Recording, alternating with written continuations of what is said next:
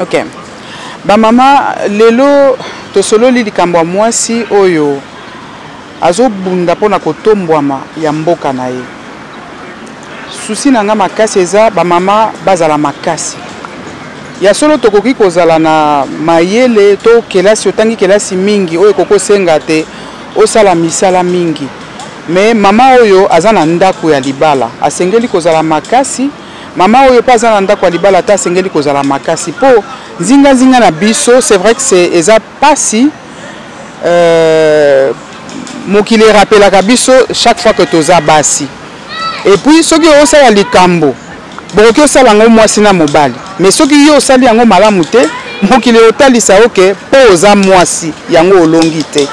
Basi faut tozala makasi lelo basi ebele bakomi na ba problème ya santé, motema, tension, likolo ya ba stress, likolo ya kozwa makambo nyonso olati na mutu, likolo ya ba paramètres ezo pesa mela biso ezo sunga te. Muso kozala na kati ya libala ozana posa kosala musala mobali pona zuwa kaka aboyo sala musala olati nyonso na mutu. Basi tosengeli tozala makasi makasi po tolonga défi wana. Lelo na Congo tozomona chaque fois bazo sabiso planète 50-50 planète 50-50 lelo ba biso na gouvernement sama 27% ya ba mama bazana kati pona nini te lobby basi bazala ebele pe. Mais basi yango pe basi ya malonga o bazo mériter ba poste wana. Susi nangeza na point wana mwasi faut azala makasi po la mukatongo okoka na ndako okoka na musala il faut azala makasi po otanga pe kelasi il faut azala makasi parce que ça PTT po o sala ba formation ebele po lelo tokomi osalika la licence osuki wana tokoki kosala pe ba formation ebele po profil na biso ezala malamu to viser ba poste ebele. Il faut mwasi azala makasi, il faut pe mwasi azala ambitieuse. Tozo se contenter na ba miette. Pour la nini te kotanga ko bakisa ba formation pour être lobby batanga de fois tozo mona ba profil ya basi ya diaspora mais baza susu na nationalité na bisote mais baza na ba diplôme ebele oyo lelo na lobby soki bazali na nationalité congolaise bazongi na mboka. C'est un acquis. C'est un atout majeur pour le développement ya mboka na biso. Souci ezali bana basi botala kaka kitoko ya elongité, botala kaka ba maquillage te, botala kaka kolata te. C'est plus important au mi former pour okoki ko sala maquillage okoki ko sala nyonso mais ce que za maele te mokili et ko rappeler eloko ozali. La femme a besoin d'aller de viser haut et de viser grand. Voilà. Et yé les sous nini ngoye Winner TV moupe pasika bagag ba télé ba théâtre nyonso télé comédie ngavi de loin na s'abonner massivement na Winner TV. Papa maman mwana elenge mwasi elenge mobali to s'abonner massivement na Winner TV. Ah tiens, c'est pas appareil. Fidèles téléspectateurs de Winner Télévision, bienvenue dans votre émission Miroir de femmes. Miroir de femmes, une émission socio-culturelle qui vise la promotion de la femme. Aujourd'hui, nous avons un réel plaisir de recevoir pour vous Madame Marty Idikaï. Avec elle, nous aurons à parler sur la femme d'aujourd'hui, actrice contribuant au développement de notre société. Bonjour Madame. Bonjour Tiziana. Comment allez-vous? Ça va très bien. C'est un réel plaisir de vous recevoir aujourd'hui dans notre plateau de Miroir de femmes.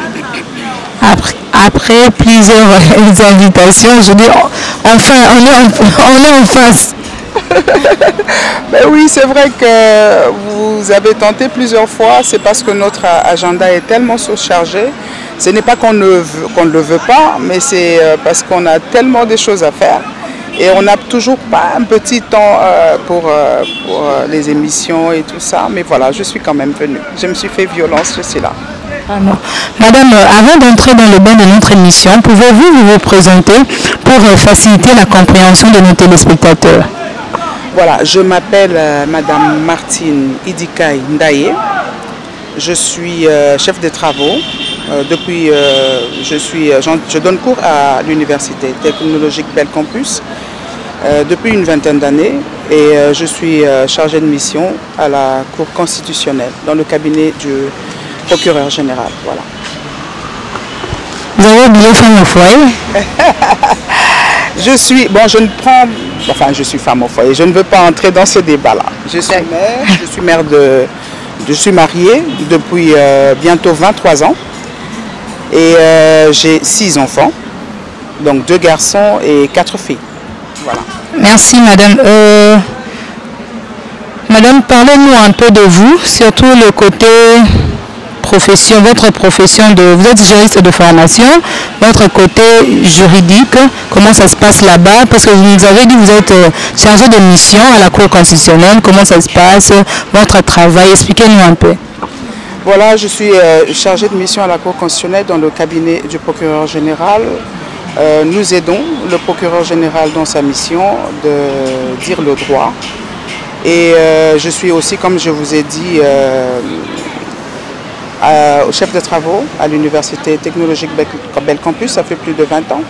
Je donne cours à la faculté de droit et je suis précisément dans le département de droit économique et social. Voilà.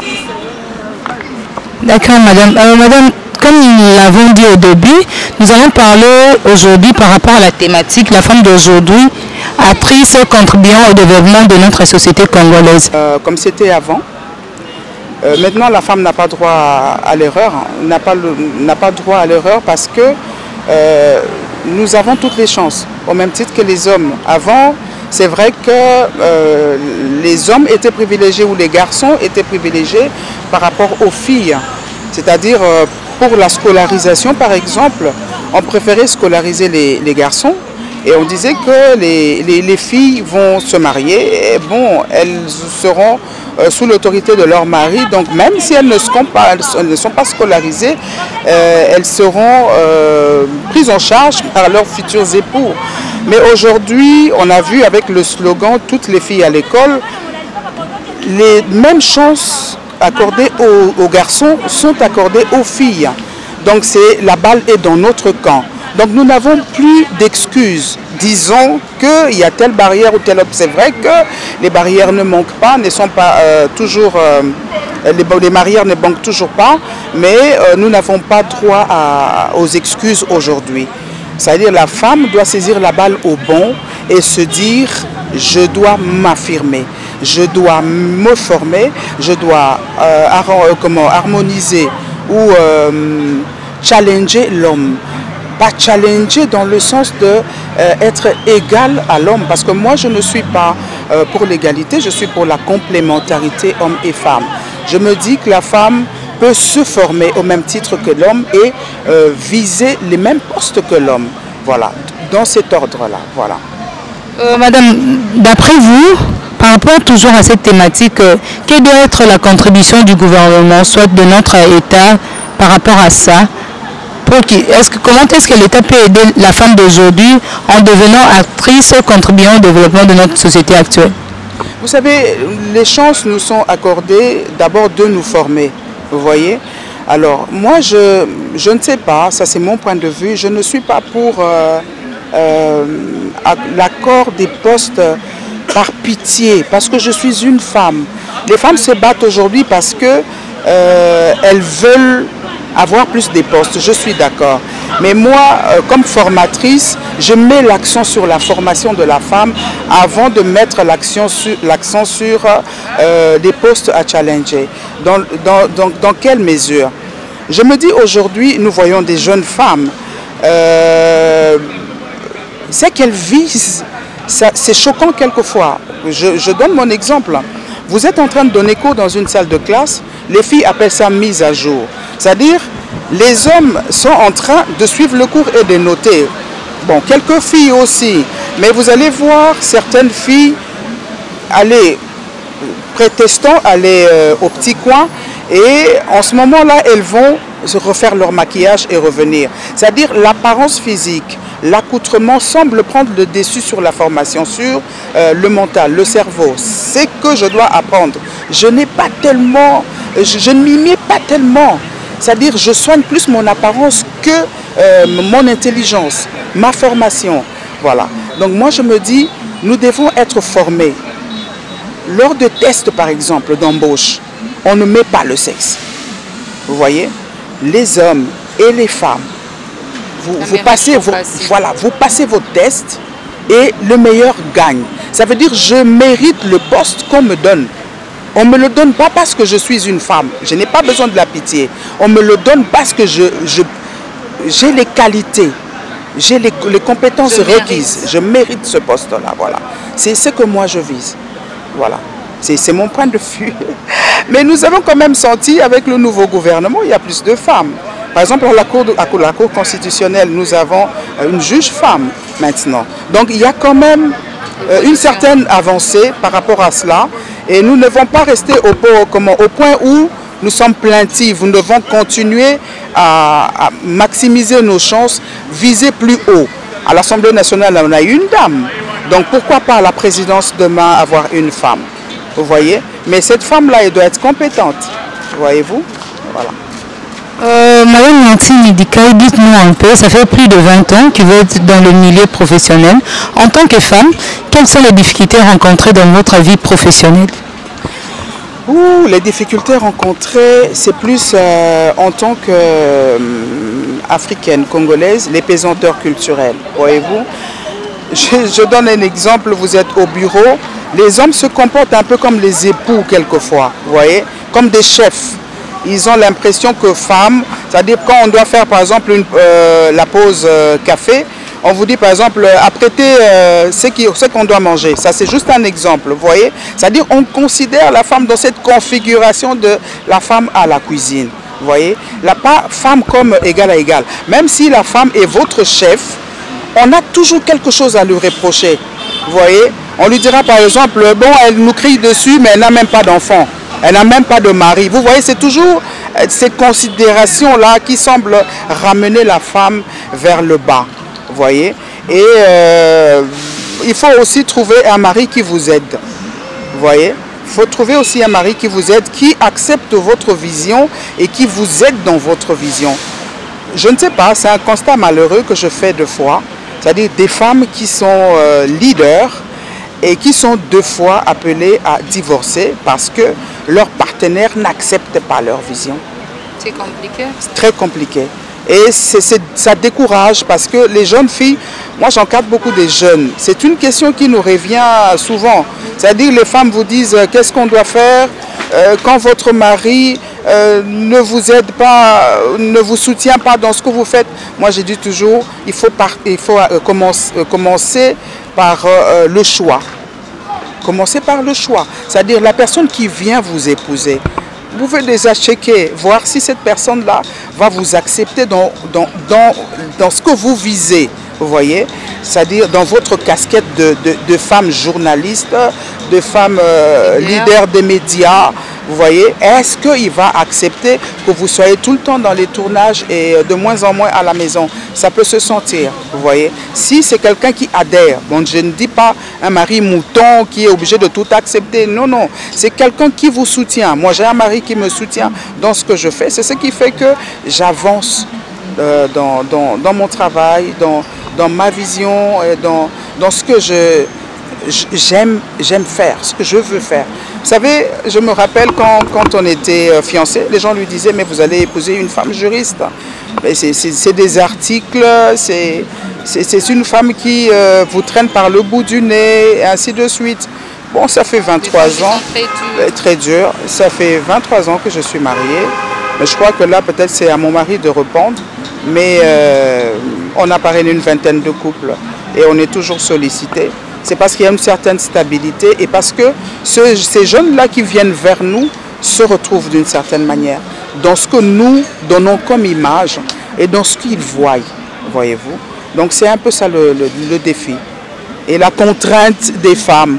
Mais il faut avoir une personnalité d'éducation, avoir une forte personnalité pour travailler avec les hommes, s'affirmer en tant que tel. Voilà. Madame Nancy Ndikaï, dites-nous un peu, quelle est votre contribution en tant que juriste de formation au sein de notre société? Je parlerai plutôt de mon bilan en tant qu'enseignante.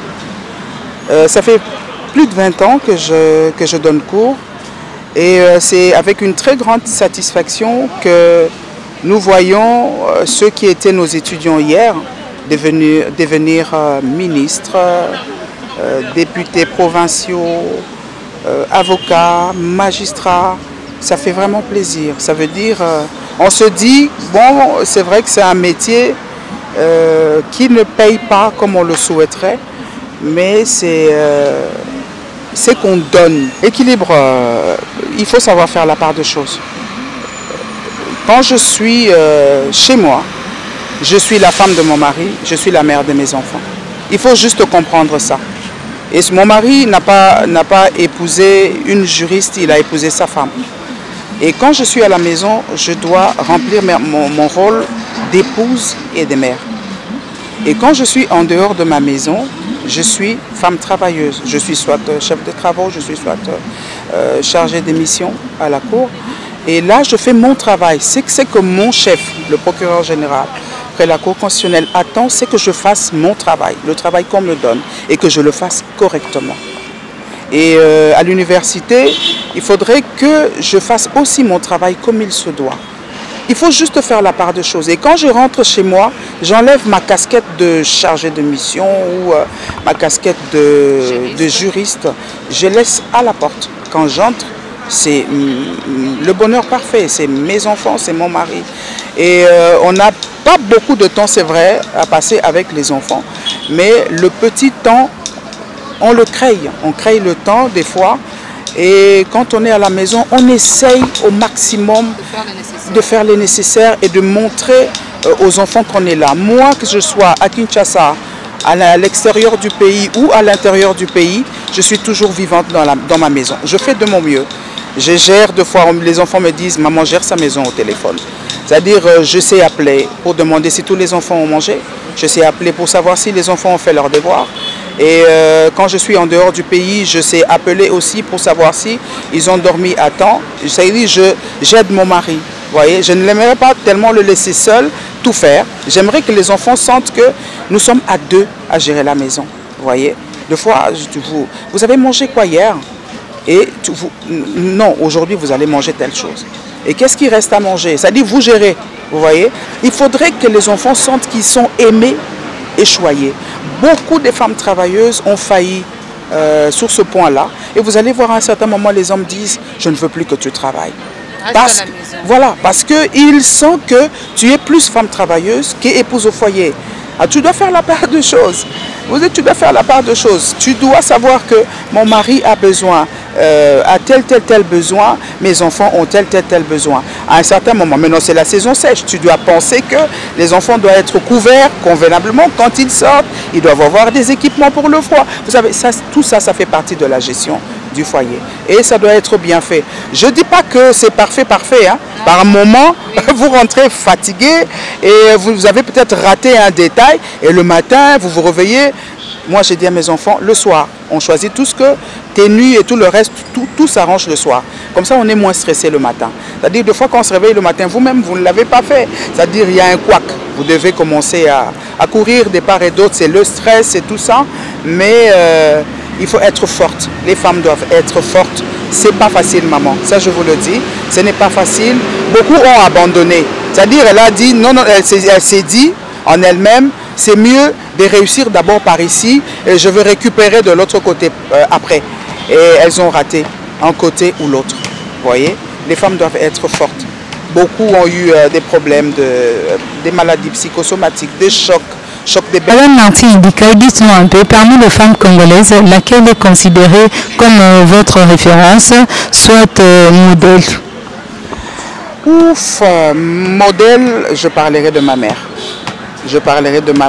Je m'attends toujours à parler peut-être d'une grande dame qui a émergé dans la société. Mais dans ce cadre, j'aime toujours rendre hommage à ma mère. C'est une femme formidable. Je l'ai vue, femme forte, dans les moments difficiles comme dans les moments de peine, comme dans les moments de joie. C'est une femme qui est restée forte, qui a toujours gardé son sourire. Si je suis ce que je suis, si j'ai les valeurs que j'ai aujourd'hui, c'est grâce à elle. Donc c'est une personne qui m'est très chère et j'aime toujours lui rendre hommage quand je peux pour dire elle n'a pas perdu son temps, elle n'a pas eu la chance de se scolariser comme elle l'a fait avec ses enfants. Elle s'est mariée très jeune. Mais elle s'est vraiment adaptée. Elle s'est vraiment adaptée. Vous parlez de tous les sujets avec elle. Vous parlez de, elle suit les informations avec son mari et elle peut vous conseiller quand vous pouvez. C'est une oreille attentive, c'est une femme forte et je garde beaucoup de bons souvenirs d'elle et elle est toujours ma référence. Voilà. Mais à part maman, y a-t-il de femmes qui vous inspirent au sein de notre société congolaise? Beaucoup de femmes, j'ai vu beaucoup de femmes émerger. Une fois, c'est un exemple que je donne, bon, maman Thérèse Olenga, elle ne me connaît pas. Je l'ai suivie lors d'une conférence, c'était au ministère des Affaires étrangères. Et il y a quelque chose qu'elle a dit en ce temps-là qui m'a beaucoup marqué. Elle a commencé à travailler son profil depuis son jeune âge. Elle se disait, si je veux être grande demain, il faudrait que je travaille mon profil déjà, parce qu'il ne faudrait pas quand je vais atteindre un certain poste que mon passé me rattrape. C'est ce que beaucoup de jeunes filles oublient aujourd'hui. C'est-à-dire, vous vous affichez en mal avec plusieurs partenaires et à la fin, quand vous voulez prétendre à tel ou à tel autre poste, votre passé vous rattrape et c'est un grand handicap. À part cela, j'apprécie beaucoup la première dame. J'aime l'image qu'elle donne de ce qu'elle fait, sa communication, comment on retrace ce qu'elle fait et sa personnalité. J'aime bien. La ministre de la Justice, Maman Rose, c'est une femme que j'apprécie beaucoup. À l'époque, on a travaillé, elle était, je crois, dans les mouvements associatifs. Et à l'époque, moi, j'étais consultante à EISA. Je l'ai observée de loin. C'est une femme de caractère aussi. C'est des femmes qui nous inspirent. Hein. Quand vous les regardez, vous les voyez parler, vous les voyez exposer, poser des problèmes. Dans votre fort intérieur, vous vous dites, mais pourquoi pas moi un jour? Vous voyez, ça fait du bien de voir des femmes émerger et des femmes qui en valent la peine. Parce qu'il y a aussi des femmes qui émergent et qui, entre guillemets, nous font la honte hein, quelque peu. Parce que vous voyez, quand les hommes parlent, ils prennent le côté faible de la femme. Oui, oui. Bien sûr, hein, ces femmes-là ont un côté faible, mais quand on veut parler d'elles, on ne parle pas de cette femme-là dans son entière, dans sa globalité. On touche le côté faible juste pour dire c'est une femme, vous voyez. C'est une femme. Elle n'a pas le droit à ceci ou à cela. Si c'est un homme qui fait la même erreur, on parlerait ça serait un peu plus atténué que quand on parle de la femme. Ça veut dire que la femme n'a pas droit à l'erreur. C'est vrai qu'elle est gardienne des valeurs, mais bon, ça peut arriver qu'elle commette des erreurs. Madame, parlez-nous de vos perspectives d'avenir. Bon, j'ai fait un constat. C'est vrai, premièrement, je pense défendre ma thèse très bientôt. Je suis je suis en retard. Je devrais le faire depuis. C'est vrai que j'ai privilégié certaines choses par rapport à d'autres. Je n'ai pas d'excuses, mais je veux le faire. Ça, c'est vraiment quelque chose qui me tient vraiment à cœur. Ça, c'est premièrement. Deuxièmement, en observant les jeunes filles autour de moi, à l'université, dans mon environnement, je me suis dit, il y a un déficit d'éducation ces derniers temps. Nous, à l'époque, quand on grandissait, la formation, elle était intégrale. C'est-à-dire, on vous paye vos études, mais on veille à ce que vous soyez une bonne épouse demain. Et aujourd'hui, on ne le sent pas tellement. Les jeunes filles sont devenues, un peu comme elles le disent, génération Android. C'est-à-dire, on n'est plus sur son téléphone, pas tellement pour apprendre, mais pour chatter avec les amis, publier ses photos, un peu dans les futilités. Alors, moi, je me suis dit, pour pallier à ce vide-là, cette carence de formation des jeunes filles, je me suis proposé de mettre sur pied une plateforme que j'ai appelée Moissy, dans laquelle je veux faire un peu comme un coaching de femmes. Je m'y prends par des conférences, par des rencontres avec de jeunes filles que je cible. C'est vrai que je n'ai pas encore une très grande audience, mais je sais que ça viendra progressivement. On commence d'abord dans son entourage, dans sa maison, dans son milieu le plus proche et à l'université où je donne cours. J'essaie vraiment de parler aux jeunes filles, de leur montrer ce qu'elles peuvent être. Au-delà du make-up, au-delà de leur accoutrement, au-delà de ce qu'elles peuvent être physiquement, c'est ce qu'elles peuvent être intérieurement. Voilà. Leur montrer que le lendemain du Congo, c'est ces femmes-là. On a besoin de ces femmes-là. Des femmes qui s'affirment, des femmes qui peuvent challenger les hommes sur le plan intellectuel, des femmes qui n'ont rien à se reprocher. Voilà. Donc c'est un peu ça mon souci et je me bats pour le faire et je sais qu'avec la grâce de Dieu, j'y arriverai. Madame, nous sommes arrivés presque à la fin de cette émission. Dites un mot, vous allez regarder la caméra et vous allez dire un mot à toutes les femmes qui nous suivent. J'aimerais bien que ça soit en lingala, en tant que femme de distinction, femme de haute, avec plusieurs qualités. Ok.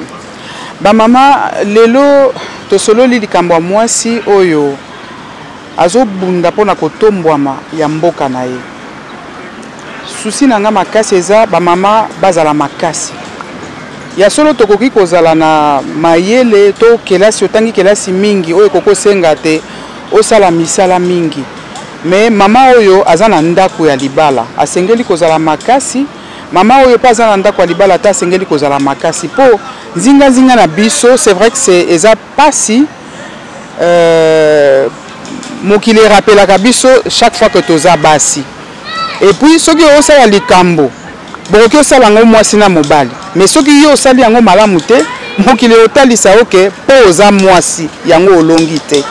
Basi faut tozala makasi. Lelo basi ebele bakomi na ba problème ya santé, motema, tension, likolo ya ba stress, likolo ya kozwa makambo nyonso olati na mutu, likolo ya ba paramètres ezopesa mela biso ezosunga te. Muso kozala na kati ya libala ozana posa kosala musala mobali pona zuwa kaka aboyo sala musala olati nyonso na mutu.